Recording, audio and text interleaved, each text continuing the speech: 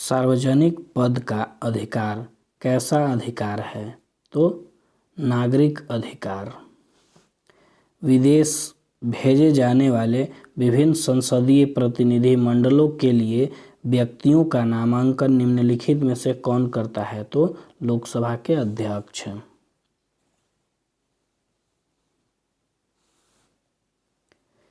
निम्न में से किसे संसद सदस्यता न होते हुए भी संसद को संबोधित करने का अधिकार प्राप्त है? तो भारत का अटॉर्नी जनरल।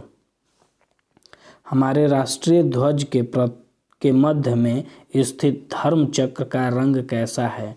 तो गहरा नीला।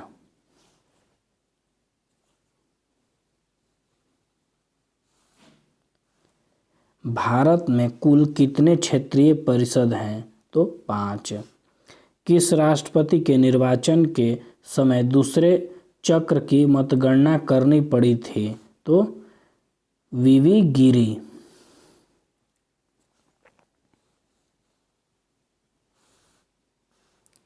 निम्न में से कौन संघ सूची के अंतर्गत नहीं आता? तो लोक स्वास्थ्य। राज्य लोक सेवा आयोग के सदस्यों का कार्यकाल कितने वर्ष का होता है? तो 6 वर्ष का।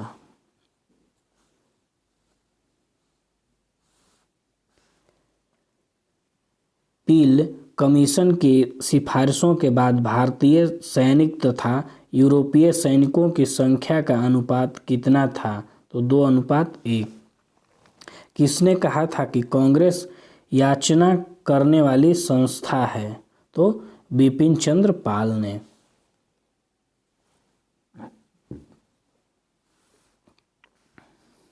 सुलेखन क्या होता है? तो सुंदर हस्तलेखन। सिंधु घाटी सभ्यता के दौरान अग्निकुंड का साक्ष्य किस स्थान से प्राप्त हुआ है? तो कालीबंगा से।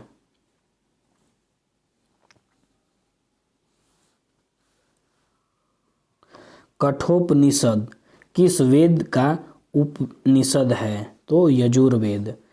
किस प्रसिद्ध शासक ने कलिंग को मगध क्षेत्र में मिलाया था? तो महापद्मनंद ने। किस अभिलेख में गौतमीपुत्र सतकर्णी की विजय का उल्लेख है? तो नासिक अभिलेख में।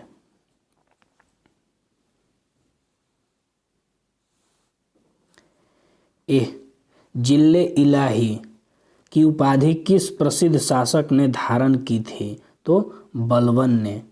किस देश के सहयोग से राजा महेंद्र प्रताप ने काबुल में अंतरिम सरकार की स्थापना की थी? तो जर्मनी के।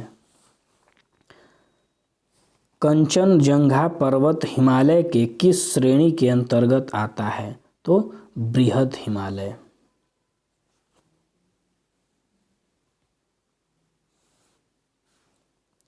मालदीव एवं मिनीकॉक के मध्य कौन सा चैनल अवस्थित है?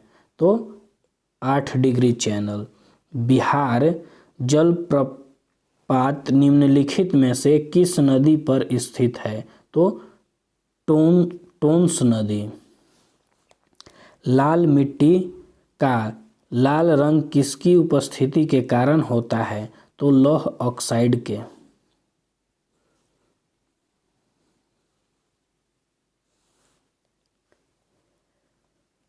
कुल्सी एवं धनसिरी किसकी सहायक नदी है? तो ब्रह्मपुत्र की। निम्नलिखित में से किस झील की अवस्थिति केवल एक देश में है? तो मिशिगन झील। फॉकलैंड जलधारा का संबंध किस महासागर से है? तो अंटार्कटिक महासागर।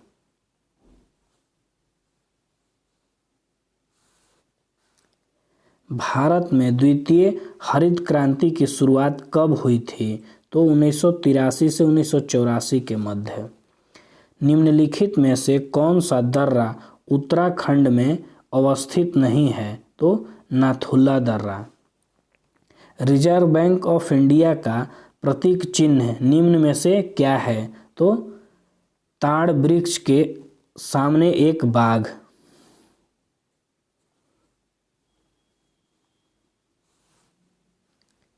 नकद आरक्षित अनुपात के तथा खुले बाजार की संक्रियाओं में विचरण किसके साधन है?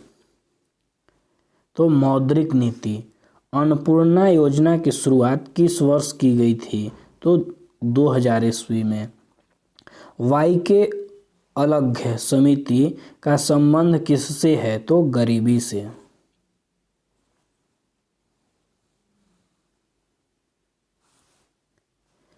किस प्रधानमंत्री के कार्यकाल के दौरान 14 प्रमुख व्यवसायी बैंकों का राष्ट्रीयकरण किया गया था? तो Indira Gandhi. Planning and the poor पुस्तक का संबंध है? तो वी.एस. मिन्हास से। विश्व विरासत संधि पर भारत ने किस वर्ष हस्ताक्षर किया? तो 1976 में।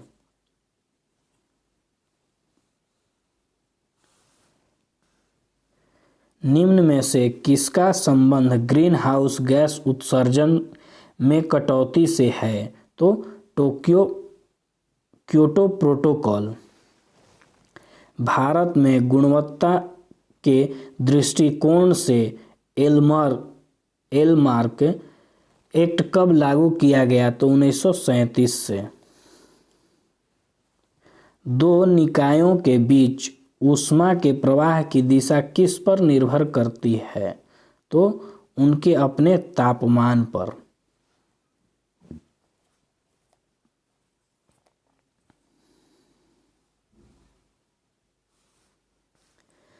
ध्वनि ऊर्जा का विद्युत ऊर्जा में परिवर्तन किसके माध्यम से किया जाता है? तो माइक्रोफोन द्वारा। निम्नलिखित में से कौन आभासी बल का उदाहरण है? तो अपकेंद्रीय बल। विद्युत चालकता की यूनिट है? तो मोह।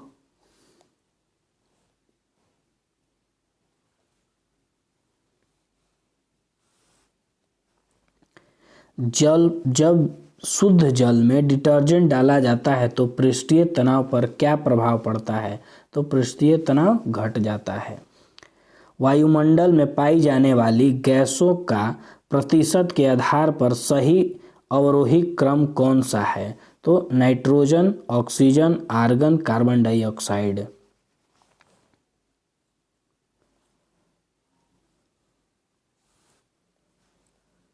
जब जल गैस निम्नलिखित में से किसका मिश्रण है? तो CO+H2। रेयॉन का निर्माण निम्न में से किससे किया जाता है? तो सेल्यूलोज से। रेडियो सक्रियता निम्न में से किसका मुख्य गुण है? तो नाभिक का।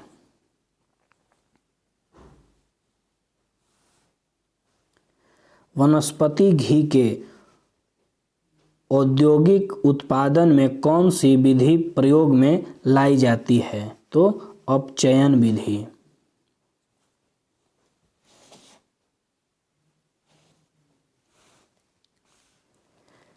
निम्नलिखित में से किस विटामिन का संश्लेषण यकृत द्वारा किया जा सकता है? तो विटामिन ए। भ्रूण की अपरापोषिका किसमें सहायक होता है? तो उत्सर्जन में। सार्वत्रिक रक्तदाता वे लोग हैं जिनका रुधिर वर्ग होता है? तो ओ।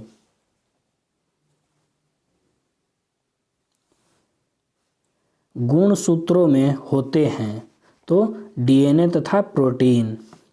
यकृत में एलानाइन ग्लूकोज उत्पन्न करने के लिए पाइरूवेट में परिवर्तन हो सकता है। इस अभिक्रिया को क्या कहा जाता है?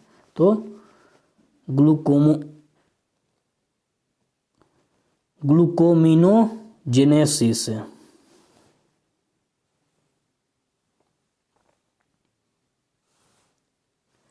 स्मरणीय तथ्य। किसके समय भारत में विधवा पुनर्विवाह अधिनियम लागू किया गया? तो लॉर्ड कैनिंग 1856।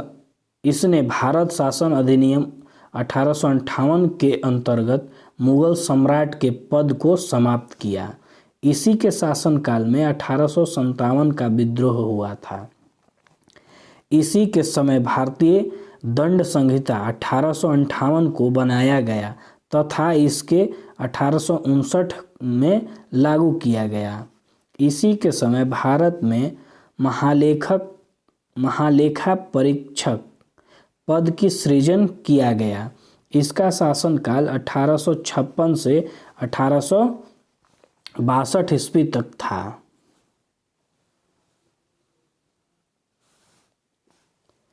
प्रसिद्ध बहावी आंदोलन का दमन किया था तो लॉर्ड एल्गिन द्वारा। भारत में पहली जनगणना 1872 किसके शासनकाल में हुई तो लॉर्ड मेयो के शासनकाल। इसने 1872 में कृषि विभाग की स्थापना की थी। इसके शासनकाल में रिचर्ड स्ट्रेची की अध्यक्षता में अकाल आयोग की नियुक्ति की गई तो लॉर्ड लिटन।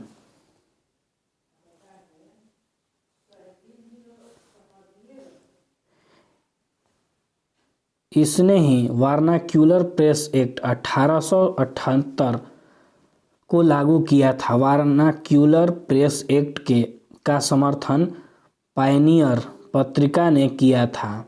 इसी के समय ब्रिटेन के महारानी विक्टोरिया को केयर ए हिंद की उपाधि से सम्मानित किया गया 1 जनवरी 1877 को।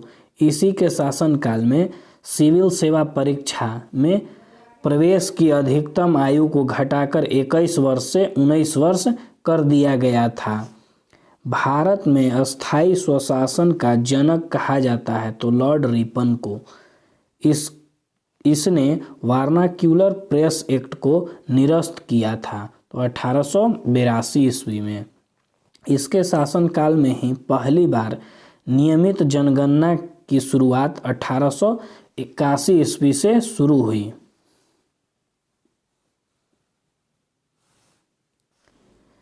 इसने पुनः सिविल परीक्षा में प्रवेश की आयु को बढ़ाकर 19 वर्ष से 21 वर्ष कर दिया था। इसके शासनकाल में ही प्रथम कारखाना अधिनियम को पारित किया गया 1881 ईस्वी में। इसने 1882 में शैक्षणिक सुधार हेतु विलियम हंटर की अध्यक्षता में एक समिति का गठन किया। फ्लोरेंस नाइटिंगेल ने रिपन को भारत के उद्धारक कहकर संबोधित किया। दूसरा कारखाना अधिनियम को लागू किया गया 1891 में लॉर्ड लैंसडाउन के समय। बंगाल विभाजन की घोषणा हुई 19 जुलाई 1905 को कर्जन के समय में।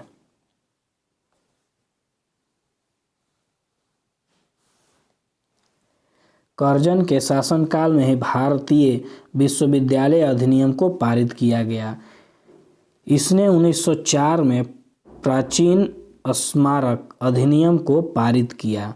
मुसलमानों के लिए पृथक निर्वाचन व्यवस्था हेतु मार्ले मिंटो एक्ट पारित किया गया 1909 ईस्वी में। मार्ले मिंटो द्वितीय के समय ही कांग्रेस के सूरत अधिवेशन में कांग्रेस का विभाजन हुआ। 12 दिसंबर 1911 में प्रसिद्ध दिल्ली दरबार का आयोजन किया गया था लॉर्ड कैनिंग लॉर्ड हार्डिंग द्वितीय के समय ही बंगाल विभाजन को रद्द कर दिया गया एवं भारत की राजधानी को कोलकाता से दिल्ली स्थानांतरित किया गया।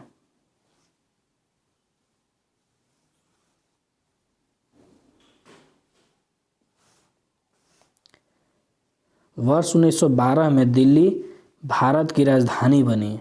लॉर्ड हार्डिंग को 1916 में बनारस हिंदू विश्वविद्यालय का कुलाधिपति नियुक्त किया गया।